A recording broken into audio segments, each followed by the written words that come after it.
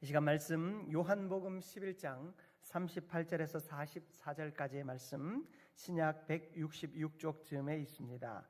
요한복음 11장 38절에서 44절까지의 말씀, 우리 한 절씩 교독하겠습니다. 이에 예수께서 다시 속으로 비통히 여기며 무덤에 가시니 무덤이 굴이라 돌로 막혔거늘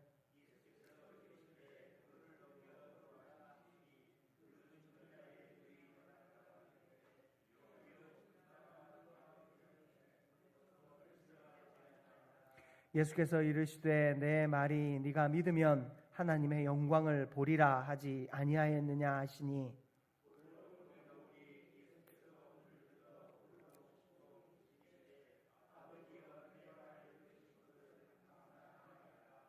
항상 내 말을 들으시는 줄을 내가 알았나이다. 그러나 이 말씀하옵는 것은 둘러선 무리를 위함이니 곧 아버지께서 나를 보내신 것을 그들로 믿게 하려 함이니이다.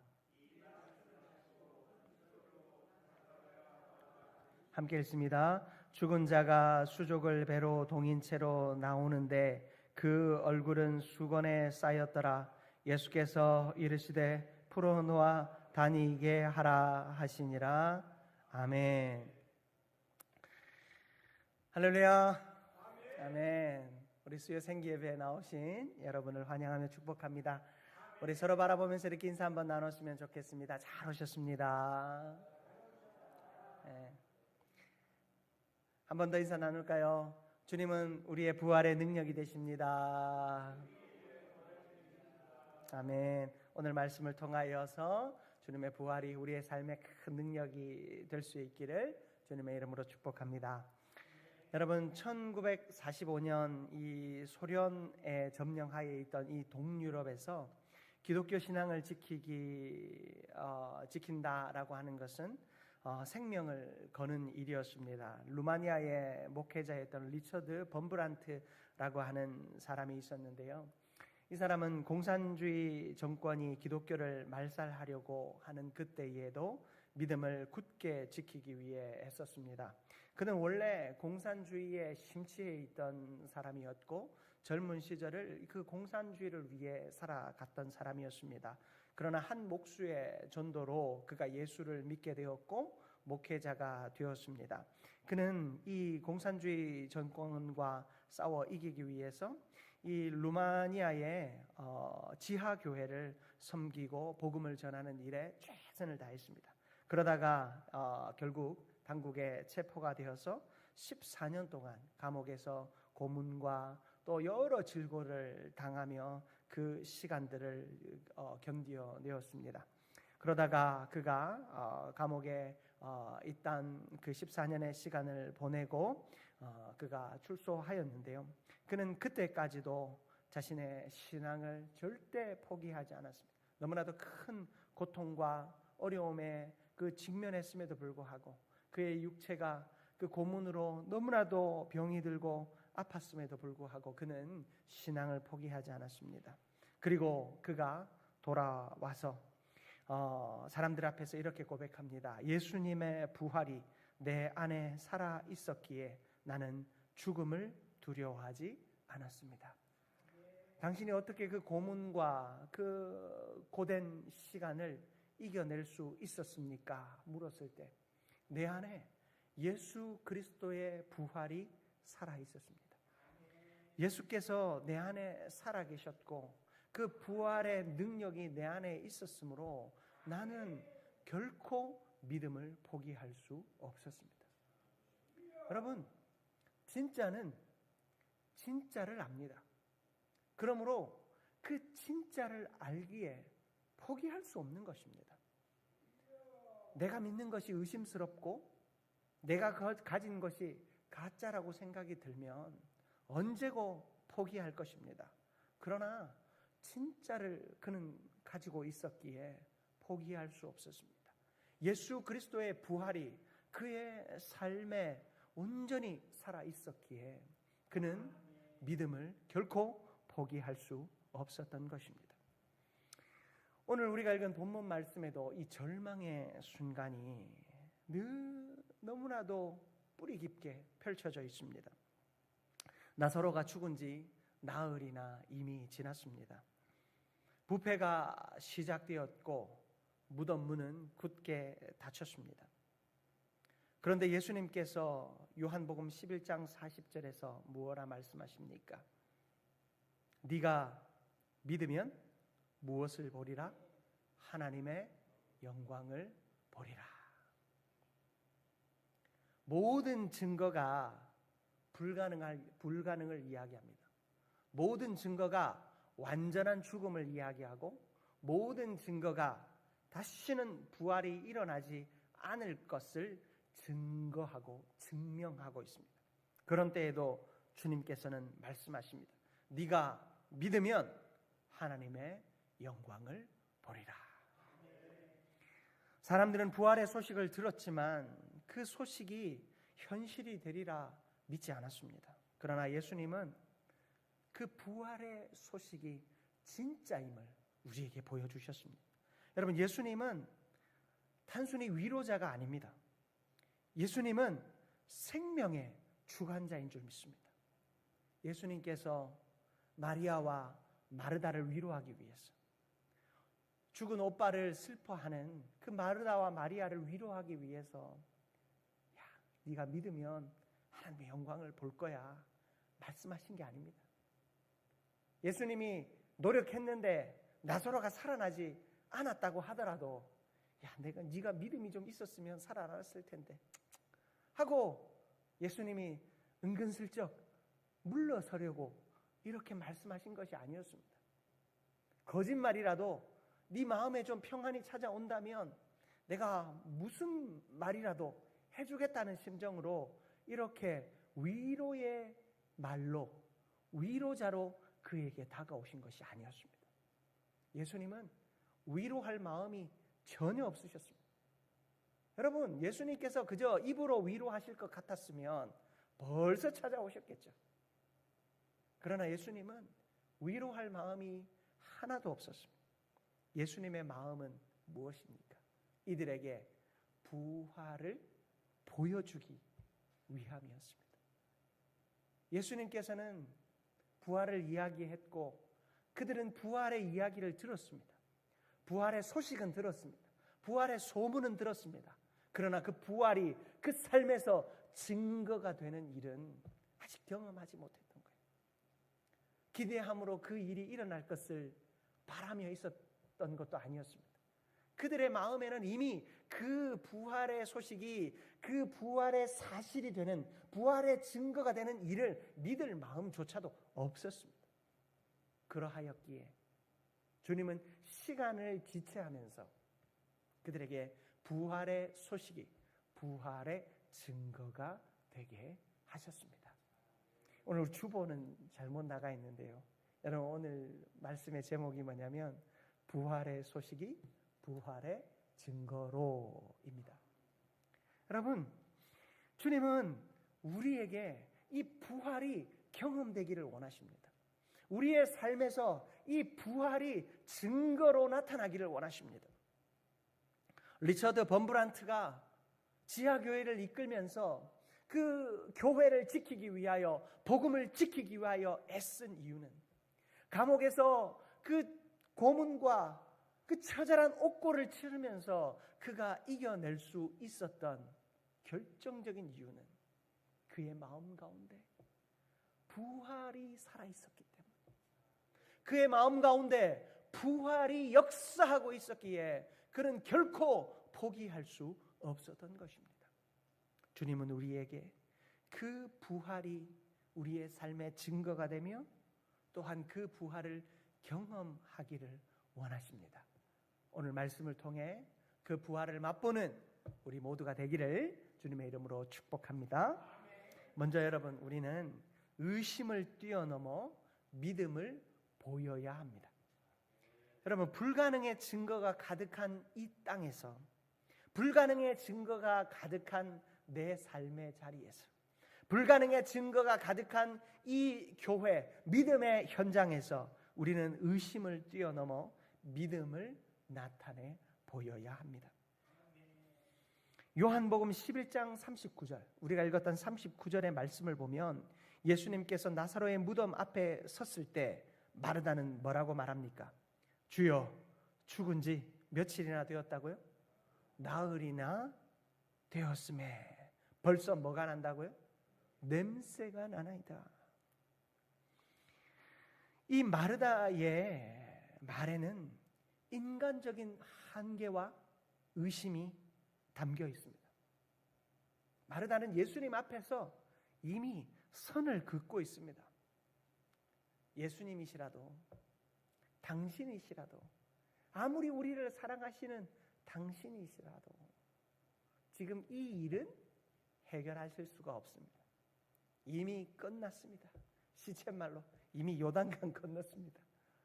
여러분, 이렇게 예수님을 향하여 인간적인 한계와 의심을 드러내고 있습니다.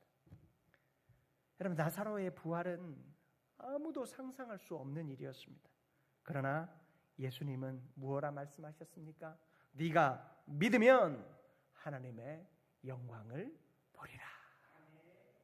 네가 믿으면 하나님의 영광을 보리라. 주님은 의심을 뛰어넘어서 믿음을 요구하고 계십니다. 사랑하는 성도 여러분, 우리는 불가능해 보이는 이 상황 속에서 그 불가능의 이유들을 우리가 다 나열하면서 하나님도 어찌할 수 없다라는 그런 상황에 우리 스스로 맞닥뜨리고 또 내가 어찌할 수 없는 이 자리에서 그런 상황을 강요받기도 합니다. 병이 치유되고 어떤 관계가 회복되고 우리의 삶의 자리가 회복되는 이 일들이 너무나도 멀게 느껴집니다. 그러나 이때 우리는 예수님의 부활의 소식을 다시 들어야 합니다. 여러분, 우리에게 부활주일이 매년 있는 것이 참 복입니다. 예수님의 부활에 대하여 우리가 늘 기억할 수 있는 것이 얼마나 큰 복인지 모릅니다. 부활의 능력은 우리의 생각을 초월하는 하나님의 영광을 나타내는 증거가 되는 줄 믿습니다. 여러분, 성악가 배재철 씨를 아십니까? 그는 한양대 성악가를 나온 아주 엘리트였어요. 그는 성악을 통해서 참 많은 사람들의 영감을 주고 수많은 그 오페라 공연을 통해서 정말로 그의 별명이 신이 내린 목소리였어요. 정말 하나님께서 그에게 정말로 멋진 목소리를 주셨는데 그가 설암이 걸린 거예요.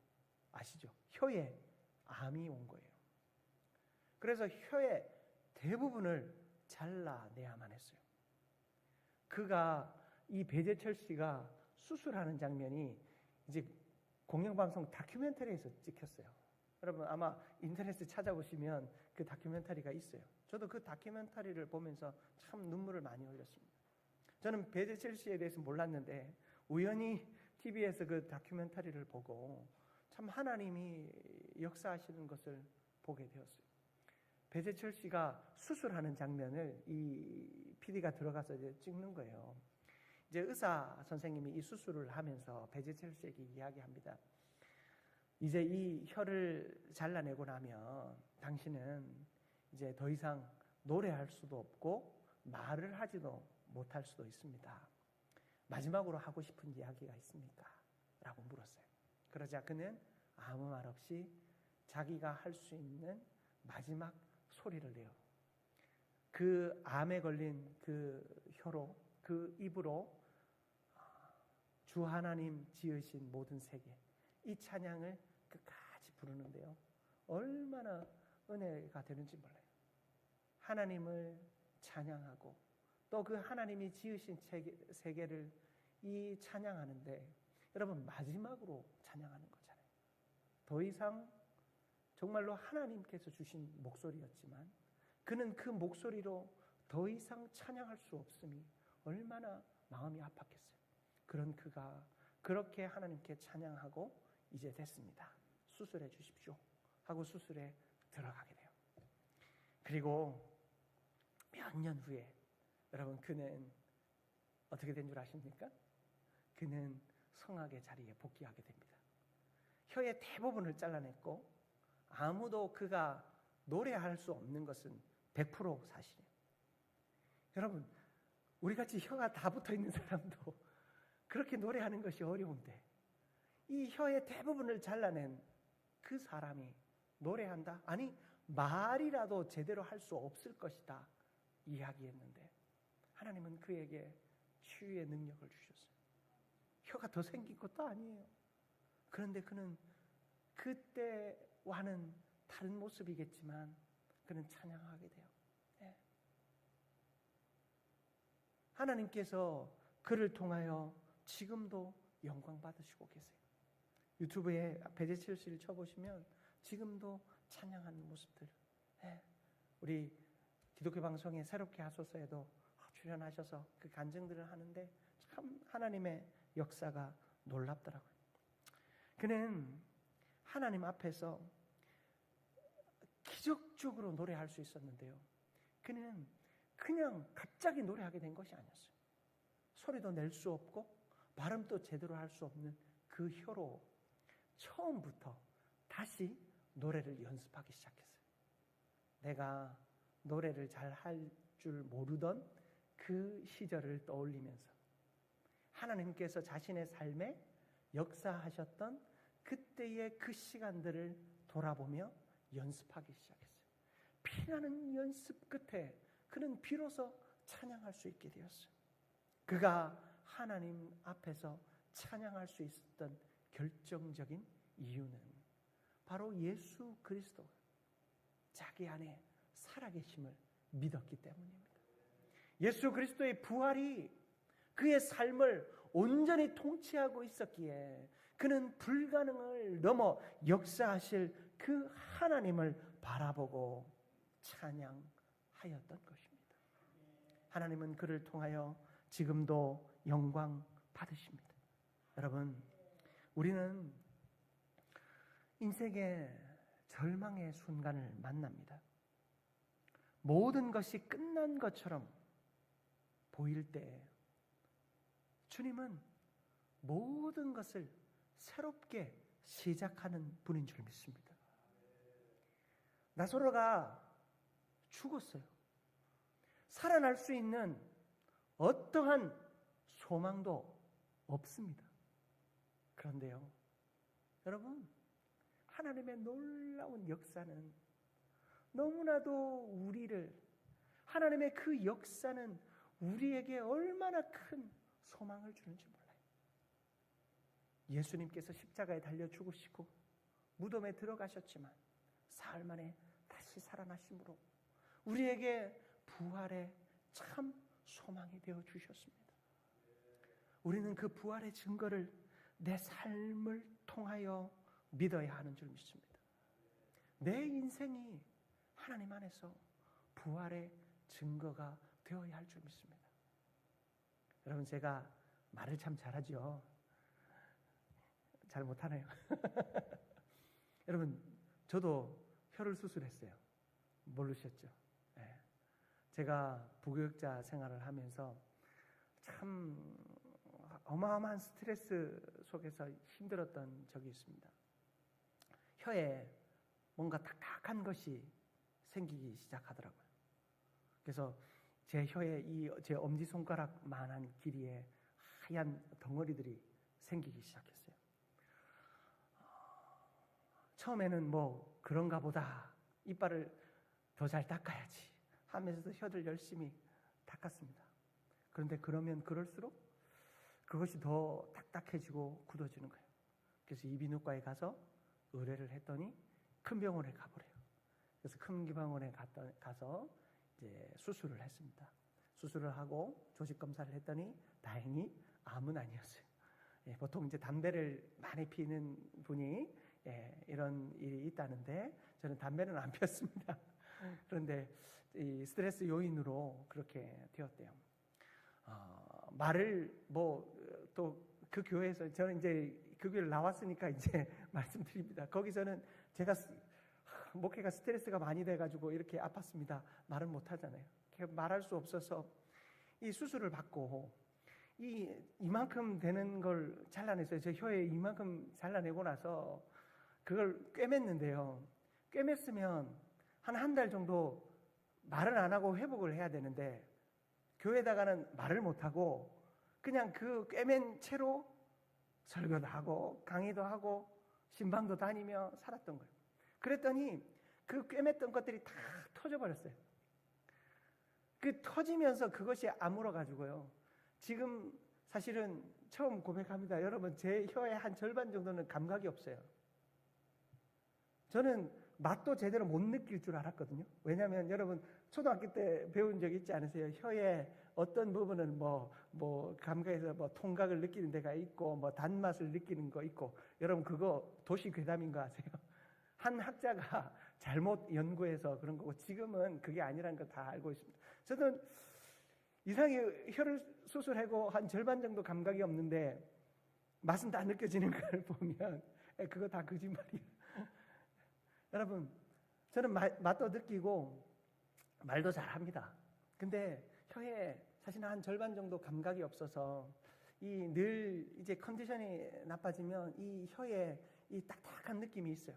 그래서 뭐 여러분들이 잘 못 느끼시겠지만 저 스스로 이제 컨디션이 나빠지면 이 발음하는데 상당히 좀 힘이 듭니다. 제가 여러분에게 괜히 말했다 싶기도 한데요. 저를 볼 때마다 이상하게 쳐다보실까 봐.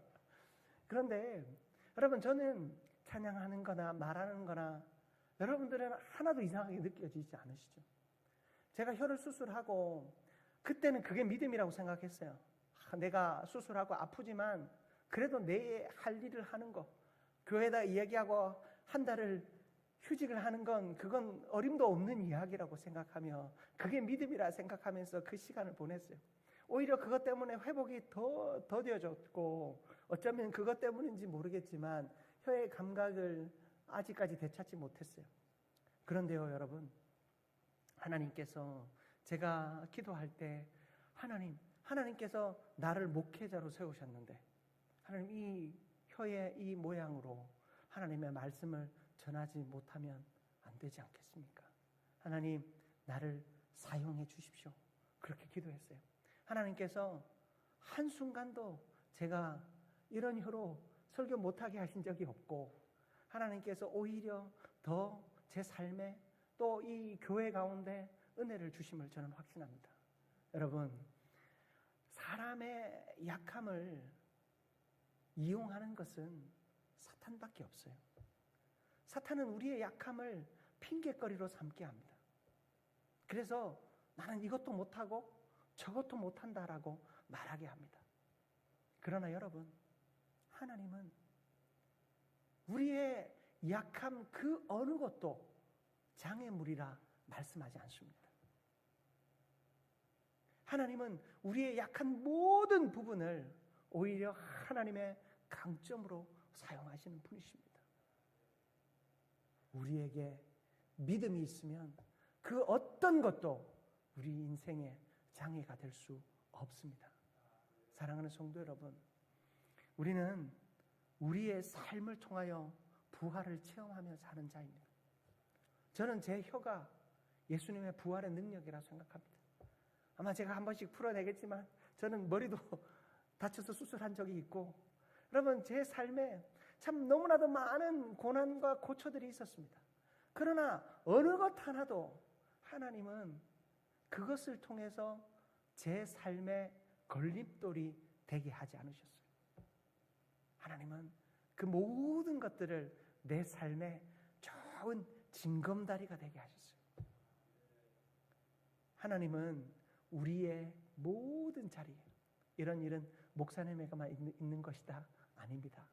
여러분, 여러분의 인생 가운데에도 그 모든 것을 하나님은 사용하십니다. 요한복음 11장 40절, 네가 믿으면 하나님의 영광을 보리라 하지 아니하였느냐. 여러분, 이 이야기는 예수님께서 마르다에게만 해주시는 말씀이 아니라 우리 모두에게 주시는 말씀인 줄 믿습니다. 네가 믿으면 하나님의 영광을 보리라. 네가 믿으면 나의 부활을 보리라. 네가 믿으면 부활의 능력을 맛보게 되리라. 여러분, 이 부활의 능력이 우리의 삶 속에서 믿음의 역사로 증명되어질 수 있기를 주님의 이름으로 축복합니다. 두 번째로, 소식을 증거로 바꾸시는 주님의 능력을 신뢰해야 합니다. 여러분, 주님은요, 어떠한 소식, 말, 전해지는 것, 이것을 실제적인 증거, 눈에 보이는 것, 결과로 만드시는 분이십니다. 우리는 주님의 그 능력을 신뢰해야 하는 줄 믿습니다. 여러분, 예수님께서 뭐라고 말합니까? 43절을 보십시오. 이 말씀을 하시고 큰 소리로 나사로야 나오라 부르시니. 나사로야 나오라. 주님께서 나사로야 나오라 말씀하십니다. 나사로야 나오라. 그때 44절입니다. 우리 같이 한번 봉독해 볼까요? 44절입니다.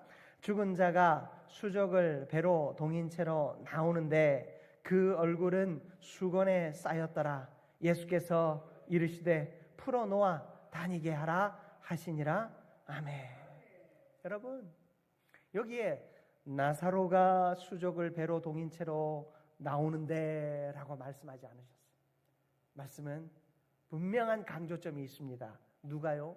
죽은 자가, 시체가, 주검이 배로 동인 채로. 배로 동이었다는 건 뭐예요? 그 사람의 장례 절차가 다 끝났다는 거예요. 장례 절차를 다 마쳤다는 거예요. 우리로 치면 수의를 다 입혔다는 거예요.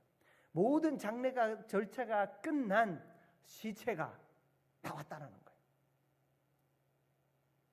예수님께서 풀어놓아 다니게 하라. 시체는 묶여 있습니다. 시체는 다닐 수 없습니다. 그러나 예수님께서 나오라 하신 이 존재는 묶여 있는 것이 아니라 풀리게 되었고, 움직이지 못하는 것이 아니라 다니게 되었다라는 것입니다. 여러분, 주님은요, 우리에게 립 서비스만 하시는 분이 아니에요. 내가 너희에게 복을 줄게, 내가 너에게 은혜를 줄게, 내가 너에게 생명을 줄게, 내가 너에게 능력을 줄게, 나와 함께하면 다 잘 될 거야. 그럼 립 서비스 하시는 분이 아니라는 거예요. 예수님은 모든 말씀을 증거로, 모든 말씀을 실체로, 모든 말씀을 결과로 바꾸시는 분이신 줄 믿습니다. 여러분, 우리는 그 예수님을 믿고 살아가요. 우리는 그 예수님을 믿고 살아가요. 저는 혀 한쪽이 감각이 없는, 찔러도 표가 잘 안 나요. 저요, 솔직히 컨디션이 나빠지면 혀가 늘 피가 나요, 혀에서.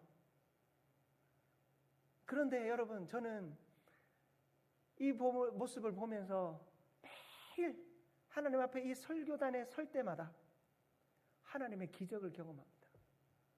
하나님이 풀어놓아 다니게 한 내 입술로 내가 하나님의 말씀을 증거하고 생명을 증거하고 하나님의 살아계심을 전하고, 그리고 성도들을 위해 축복하고 기도하는 이 역사가 나의 입술을 통해, 내 이 한치 혀를 통해 나타나는 이 역사가 바로 하나님의 부활의 능력이요, 예수 그리스도의 그 부활의 생명이 아니고 무엇이겠습니까?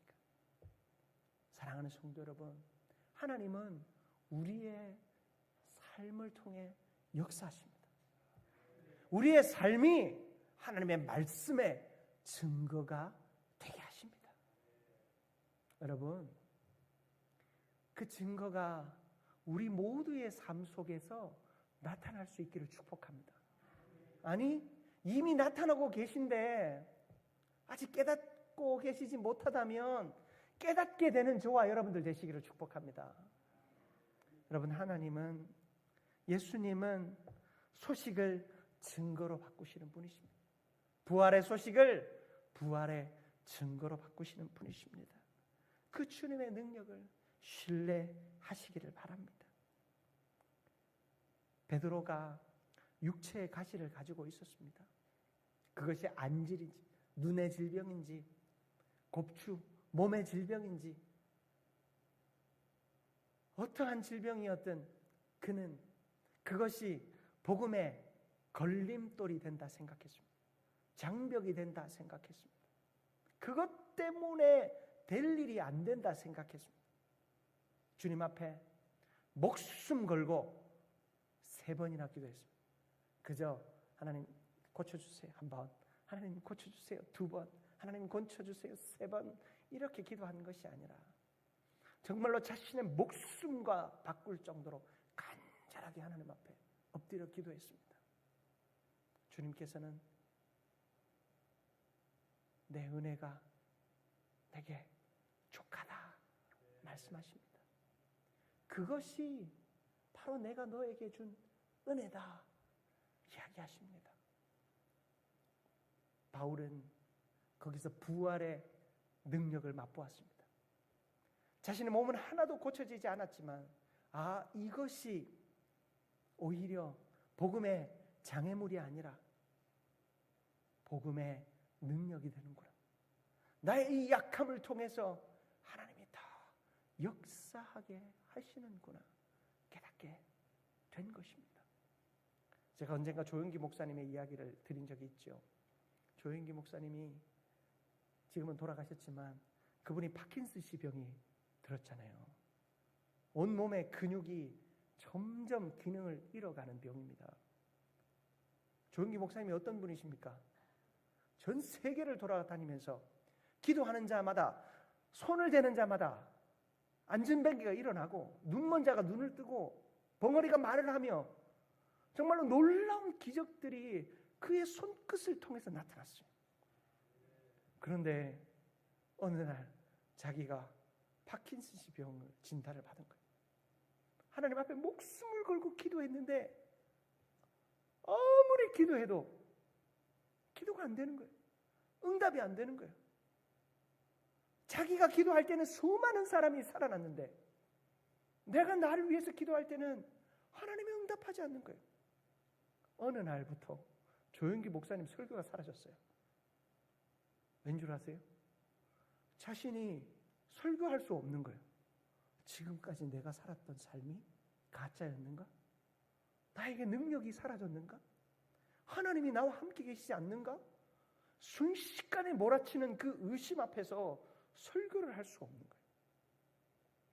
어느 날 하나님께서 조영기 목사님에게 다시 말씀하셨어요. 네가 그들을 고쳤느냐? 네 능력이 그들을 고쳤느냐? 내 은혜가 너에게 족하다 말씀하셨어요. 그때부터 설교하기 시작했어요. 여러분, 조영기 목사님 제 마지막 설교를 제가 들었거든요. 조영기 목사님은요, 한쪽이 완전 마비가 와서요, 설교를 하시는데요, 한쪽만 움직여요. 정말로 컴퓨터 그래픽으로 반을 잘라놓은 것처럼 그 한쪽만 움직이셨어요. 그렇게 주일 설교를 하시고 그 주에 돌아가셨어요. 그는 하나님의 부르시는 그날까지 말씀을 선포했어요.